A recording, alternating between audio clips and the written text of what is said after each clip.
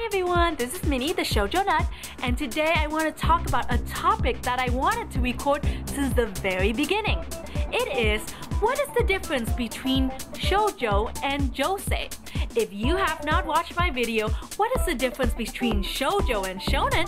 Go check it out right now because this video kind of relates to that video.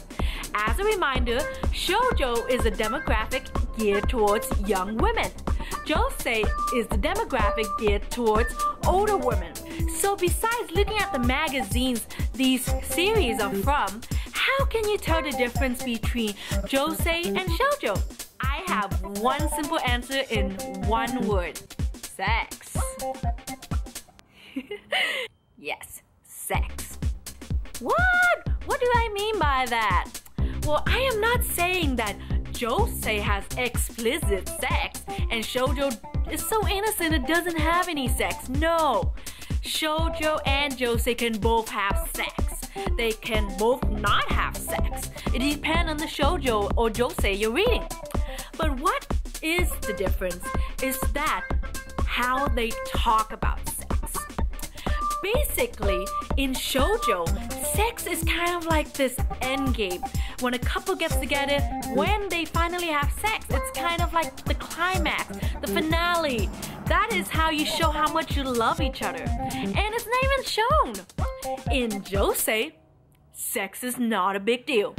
People have sex all the time. The characters have sex all the time. Whether you see it, whether you don't, whether it's explicit, whether it's implied, sex is treated like any other adult thing.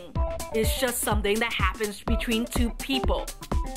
On top of that, Josei deals more with adult issues, such as going to college, paying your tuition, getting a job. Will you be able to keep your friends? Will you be able to help your friends? Will you be able to get married, start a family, be happy with your life? It's all very, very adult, kind of midlife crisis kind of drama, kind of problems. That is what Josei is all about. And of course, this comes with talking about sex. And talking about it not as a taboo, not as an endgame, but as something that just happens. Why in Shoujo, it's more like, oh, will he like me back? Will I graduate with high honors? Will I be able to make friends? All these things. Oh, club activities, duh. But it's all very, very, on a smaller scale. More contained within a high school atmosphere. While in Josei, it's more to do with the workplace or college or maybe even married life sometimes. If you guys can't tell by my enthusiasm already, Josei is actually my favorite demographic. I know, I am the Shoujo nut, not the Josei nut, right?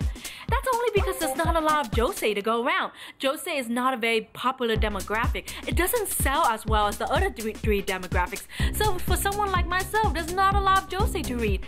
So I have to fill in my Josei void with Shoujo manga, Shoujo anime. It's almost Josei, not quite there, but it's enough to fill my lonely, lonely heart for Josei. One of my top 10 favorite anime of all time, Nana, is actually classified as a Shoujo. But it is actually a Josei by definition. It has all the elements of a Josei. But it is classified as a Shoujo because Shoujo simply sells more. Shoujo is a more popular demographic.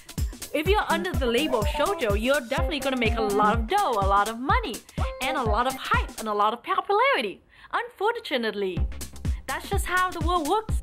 With that said, Josei is basically a sexier, more adult version of Shoujo. Hi again everyone, I hope you guys don't mind the enthusiasm. I've been sick for over a week, or was it a week? Anyways, I'm still a little sick, but I've always wanted to do this video about Shoujo and Josei and all these things, and I finally get to do it, so I'm excited even though I'm sick. Please like, subscribe, comment, leave me any kind of feedback. I really appreciate it. And with that, I hug you next time. I hope you guys understand. Cái gì vậy?